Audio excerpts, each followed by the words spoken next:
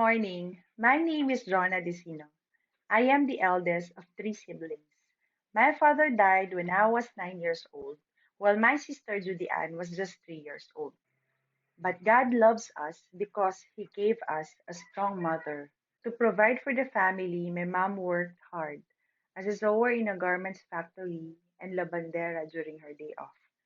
Despite her hard work, her earnings were not enough and life was still difficult. Our life then forced me to dream and take small steps to reach my goal. And so, at the age of 10, I helped my mom in small ways, like selling yema and polvoron to my classmates during my grade school, renting out comics and pocketbooks sa mga neighbors. During summer, server ako and tagahugas ng plato sa isang eatery sa public market, earning 20 pesos a day. Going around and selling kakanin in our barangay, helping my aunt to sell vegetable in the market. I learned how to earn money, but I know that was not enough. I have to finish my studies and land a good job eventually so I could further help my mom. I want to quote Psalm chapter 68, verse 5. God who lives in his sacred temple cares for orphans and protects widows. With God's help, I managed to graduate from a 2 year course and eventually receive my bachelor's degree too. My dream then was to work in a multinational company, which he also gave me. I worked at Kraft Foods and eventually at Philip Morris for 9 years. When I gave birth to my second daughter, Juliana, I tendered my resignation. I want to be in the house so I could take care of my kids and make sure that the second one will not be sickly like Daniela. Dani had H. pylori bacterial infection when she was little and wasn't diagnosed for almost 3 years. During those 3 years, hospital confinement every month or two was regular in our schedule. I remember Danny always went straight to the bed from the school and did not want to eat anything. At 6 years old, I needed to give her milk in a feeding bottle during midnight when she was sleeping so she could at least have something in her stomach. We really thought Danny would not survive. Good thing that Sister Amy Antonio of BCBP Las Piñas referred us to her pediatrician in Makati Med who diagnosed the illness and treated her. Dansh and I have been married for 13 years. God blessed me with a loving and funny husband. God loves me so much that He gave me a man who will save my soul. He inspired me to believe in the power of prayers. He also introduced me to BCBP and He opened my eyes to God's generosity. Thus, we also have to give back. We seldom argue, but there were also petty quarrels. Aside from being a husband, through these years, we also learned how to be business partners. Like when I have new business concept that needs capital, I need to show him the numbers. CapEx, OpEx, but most importantly, the return of investment. Both of us know how to manage and make God's talent gainful. Before Dance turned 37, I had this fear that my fate might be similar with my mother. My father died when he was 37 years old, leaving his wife and three girls. We got triggers too, so I was a bit scared, plus the fear of him being sick. My fear was that if something happened to Dench, we cannot sustain the lifestyle even if I work 24 hours. I cannot have the same compensation as he has. That was the start. I looked for insurance companies so my kids and I could be protected. With me always into entrepreneurship, and I also want to make sure that I am getting the right product for my family, I then joined Film Life. I went to the insurance commission website to check who's the best and stable insurance company. So in 2017 or 2018, three out of six insurance commission statistical report showed that Film Life is number one. So that's why I chose to join Film Life. I looked on the stability of the company kasi investing in insurance is really a long-term investment. When I talked to Sis Lorlin and Sis Judy, I was requested to share business highlights. So first, I am managing Blissful Bora Home Spa for 10 years now. We used to have 20 plus therapies before pandemic, and because of COVID, we stopped operation for almost 9 months. And 2 weeks ago, we resumed, but only with 5 therapists. So, to minimize added costs of rapid tests, prepaid health cards, and to limit spread of COVID. I have been renting out a few vehicles to a real estate company. This was also affected during the lockdown, but fortunately, operational na rin. I am a Film Life Senior Financial Advisor. I am an insurance believer kasi I know na if something happened to the breadwinner like what happened to my family, the family will greatly affected. If you will look around, like how much hospitalization if somebody in the family gets critically ill, the family savings usually get wiped out, or you need to ask help, or much worse, you need to borrow money. 2 or 3 years ago, my ex-office mate's 9-year-old daughter, Ori, was diagnosed with brain tumor. I found it out kasi they are doing a fundraising for the kid. For a year, the girl underwent to 2 surgeries. Then after a year, they had another one. Parang naka 4 na surgeries yata si Ori. I met Ori last year in PGH before her third brain surgery. She was a strong, sweet girl. A day before her operation, despite of her unclear vision, she even asked us to play Scrabble with her.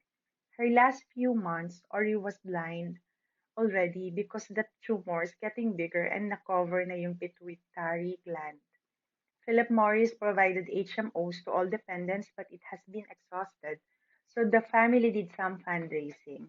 I admired Ori's mom kasi she tried her best to be strong and normal in front of Ori on how she wants to give the best hospital care para Ori will survive, plus the fact they have to face financial difficulties. Imagine 2 surgeries were performed in St. Luke's BGC, then yung last sa PGH na. I know naman not all kids will have the same fate, and we parents always pray for our kids' good health. But if you have extra money to pay for the critical illness coverage of your kids, go and get one kasi we don't know what will happen. Better to share the risk to an insurance company than to solely pay for the hospital bills. The critical illness and income protection need are addressed by your insurance, plus you could add investment on top. Here are the products that I always recommend to my friends. The first is AIA Critical Protect 100. This product could cover a total of 100 critical illnesses for ages 0 to 100. Plus, it has an additional 50% coverage if diagnosed with gender specific cancer. This is so cheap for kids. For a 6-year-old like Juliana, it just cost us 12,900 a year. Just imagine when you are paying 1,000 a month for a 1.5 million coverage. The second one is the AIA All-in-One. This product is recommended for breadwinners. I call it 5-in-1 product. It has because it has life insurance, total and permanent disability coverage. It has critical illness coverage, plus personal accident coverage that could double if the accident is caused by acts of nature or riding a qualified public transportation. So super comprehensive na product tong all-in-one. It's like you are paying for 1 million coverage, but your total coverage should be 5 million. In fact, just yesterday, I convinced Dens to get 3 million coverage. Thirdly is the Active Joint Critical Protect. This one naman is also a health or life plan. It covers two people. So this one is highly recommended for 50 years old to 62 years old with her or his younger relative. Even si Manang meron itong plan and ka-joint niya yung 18-year-old niyang anak, and that made it a bit cheaper. Si Manang kasi is 62 years old na. Then she spent more than 10 years na sa amin. So in the future, lahat naman talaga tayo magkakasakit. I told Dench, pag nagkasakit si Manang, tayo din naman gagastos. Kaya ngayon pa lang ina-address na namin. Plus what we had experienced with my mom and mom ni Dench because both of them nagka-cancer. So they underwent surgery, radiation, and chemotherapy. Hospital bills really can drain us. Another recommended product is AIA Med Assist. This plan covers 90% inpatient hospitalization and medical expense through the Avega Health Card. This is like an HMO product without outpatient benefit, but it has a bigger annual limit, a life insurance coverage, daily hospital income benefit, plus a portion of investment. Lastly, money works. Normally, young people are after investment than protection. You will feel you need protection pag same age na natin or people with kids. So if client or friends want an investment product for their retirement fund or educational fund, ito naman yung nire-recommend ko. Because this product has a smaller insurance coverage, so majority ng premium will go to its investment. Kaya if you compare the ROI projection to other investment product, this has a better ROI. And also, comprehensive investment product din siya. So you could add critical illness protection, hospital income benefit, term insurance if you want additional insurance coverage, and accidental insurance. So pwede mo na din ilagay lahat ng riders that you like. My latest venture is stock trading. I could say I am an accidental stock trader. I had this investment in COL Financial last 2017 before I entered the insurance business. Naging active lang ako because I want to learn on Phil-Am fund portfolios.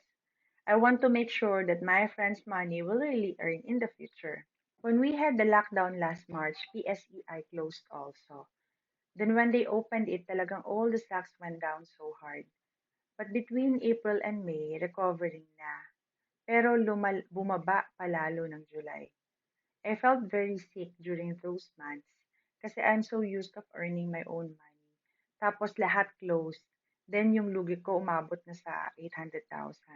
Minsan parang ayoko nang bumangon, gusto ko na lang matulog. So ganun yung feelings ko. But then I realized na I have to study bago pa maubos yung investment. So I always listen to stock updates in YouTube and Google mga candlestick pattern, moving average, ganun. Then I paid subscription and attended webinars. So to cut the story short, I am earning na. Tuwan-tuwa si Dash kasi naka-recover na kami plus with added earnings. Every day before the market stock close, magtatanong si Den, so how much did you earn? So since we started the online schooling, lagi ako nakabantay kay Juliana. Nakaupo sa gilid niya para if she needs something, I can assist agad. Now what I do, sinasabayan ko siya while she's in her online classroom.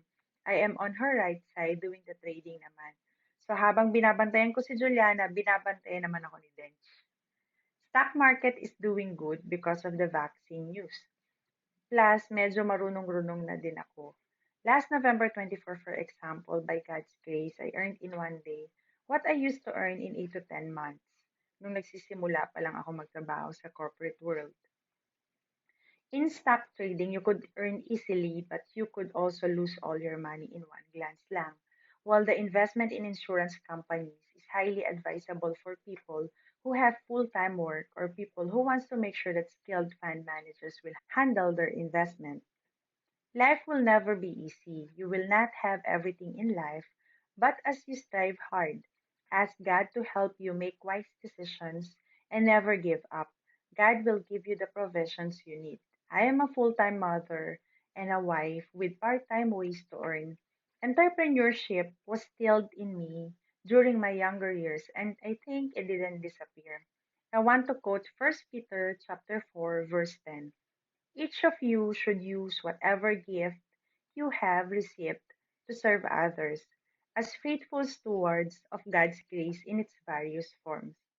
I am a work in progress and I let God mold me to be the best that I can be. Thank you so much.